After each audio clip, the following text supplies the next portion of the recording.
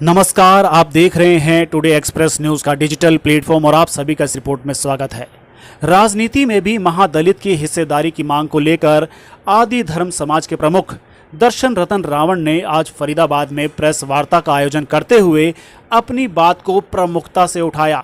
उन्होंने कहा कि शिक्षा और रोजगार में सुप्रीम कोर्ट ने मार्ग सुलभ कर दिया, मगर सत्ता के शिखर पर बैठे अगड़े दलितों को ये सहन नहीं हो रहा, इसलिए हमें अब राजनीति आरक्षण में भी हिस्सेदारी चाहिए। उन्होंने कहा कि अब हमारा अगला कदम होगा कि हम सारी महादलित जातियों को एक समूह का मंच कायम करें, जिसका नेतृत्व भी साझा हो और फिर मिल बैठकर सोच समझ के साथ आगामी कदम उठाएं। दर्शन रतन रावण ने कहा कि माननीय सर्वोच्च न्यायालय ने साफ कहा है कि हिस्सेदारी दी जाए, लेकिन कुतर्क दिया जा रहा है कि इससे फूट पड़ेगी और फूट को कितना गहरा करना है यह अगड़े दलितों पर निर्भर है। हम महादलित तो केवल अपना हक मांग रहे हैं। इस मौके पर उन्होंने अगड़े दलितों को लेकर कई उदाहरण भी दिए।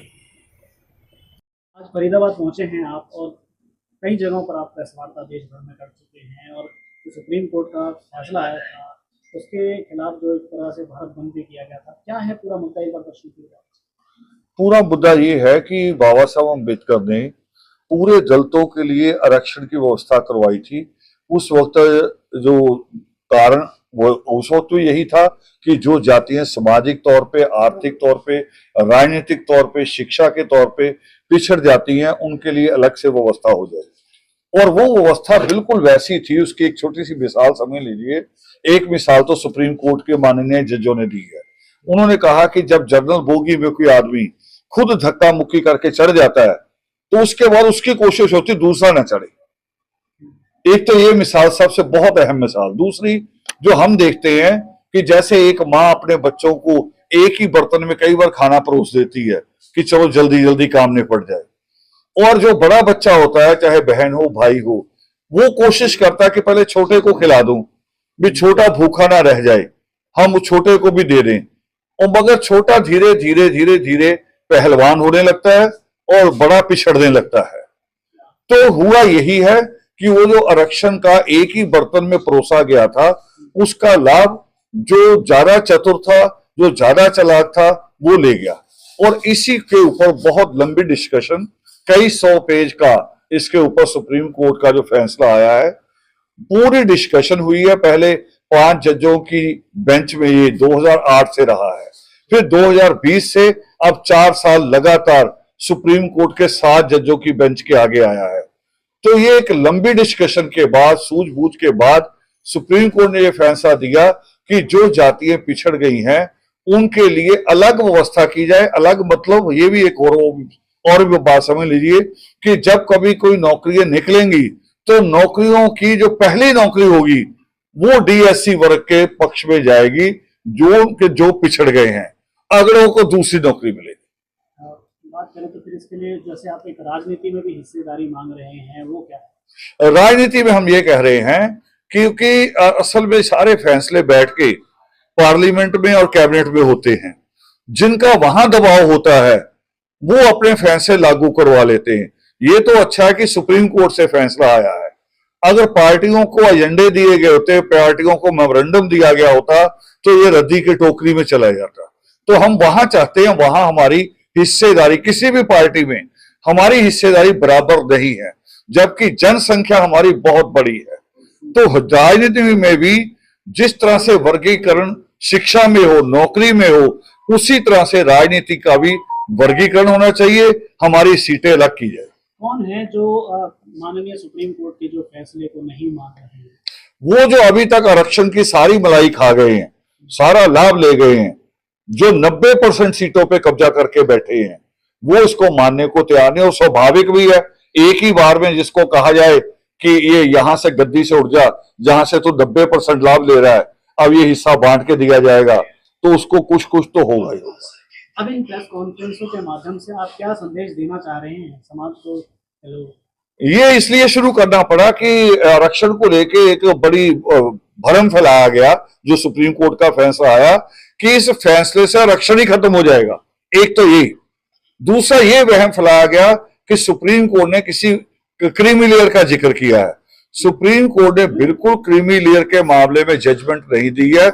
फैसले में सिर्फ इतना कहा गया है, फैसला बहुत छोटा है कि इसका वर्गीकरण हो। क्रीमी लेयर नहीं कहा, क्रीमी लेयर जजों की राय में एक राय थी, फैसला नहीं है। अब उसके लिए हमने प्रेस कॉन्फ्रेंस शुरू की कि लोगों में जो भ्रम फैलाया जा रहा कि आरक्षण खत्म होगा या क्रीमी लेयर होगा, वो नहीं होगा, ये इसलिए किया। भारत बंद के भी जो है, आपने जो भारत बंद था पीछे, तो आपने उसका भी विरोध किया है, वो क्यों? विरोध इसीलिए किया था कि वो हमारे हकों के खिलाफ था। और आपने ये भी तो देखा होगा कि भारत में लगभग 700 जिले हैं, 10 जिलों में बंद नहीं करा पाए अगड़े। हमारे विरोध का ये प्रभाव था, 10 जिलों में बंद नहीं करा पाए, ये प्रभाव था हमारा। और इसी से राजनीतिक पार्टियों को सुचेत हो जाना चाहिए कि राजनीतिक पार्टियां अगर शासन करेंगी तो किसके वोट से करेंगी। अगर आप लोगों को राजनीति का, जैसे राजनीति में हिस्सेदारी दी जाती है, तो कितना बड़ा बदलाव उसमें आ सकता है? बहुत बड़ा बदलाव आएगा, क्योंकि वही बैठ के तो सारी स्कीमें बनती हैं, चाहे वो स्कीम सड़क बनाने की हो, चाहे स्कूल कॉलेज बनाने की हो, सारा कुछ तो वहीं से पार्लियामेंट और विधानसभा से होता है। वहां हमारी हिस्सेदारी होगी तो फिर हमारा हिस्सा बीच में ध्यान रखा जाएगा। विशेषकर किस समाज के लिए जो आप जो मांग रहे हैं, जो राजनीति में जी, विशेषकर किस समाज के लिए मांग रहे हैं? क्योंकि विशेषकर जो जातियां पिछड़ गई हैं सारी, एक के लिए नहीं, जितनी जातियां पिछड़ गई हैं, चाहे वो संख्या में बहुत कम भी क्यों ना हो, हिस्सेदारी सबको मिलनी चाहिए।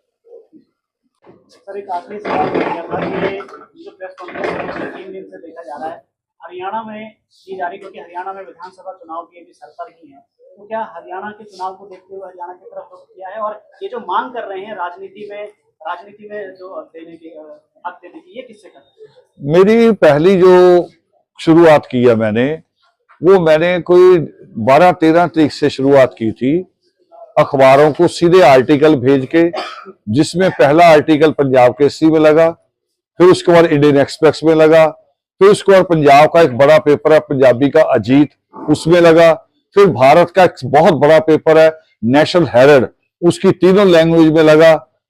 और यहां बिल्कुल इलेक्शन को ध्यान में रखा, मगर इलेक्शन को वो नहीं, उसका लाभ लेने के लिए नहीं, कि इलेक्शन का हल्ला गुल्ला शुरू होने से पहले हम अपनी बात रखने आए हैं। असल में अभी तो नॉमिनेशन तो शुरू नहीं हुई ना, हम इलेक्शन के हल्ले गुल्ले से पहले कर रहे हैं, इलेक्शन को ध्यान में रख के नहीं कर रहे।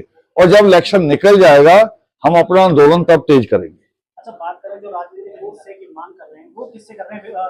विभिन्न सरकारों से कर रहे हैं या पार्टियां सरकार बनती हैं, पार्टियां ही सरकार बनती है।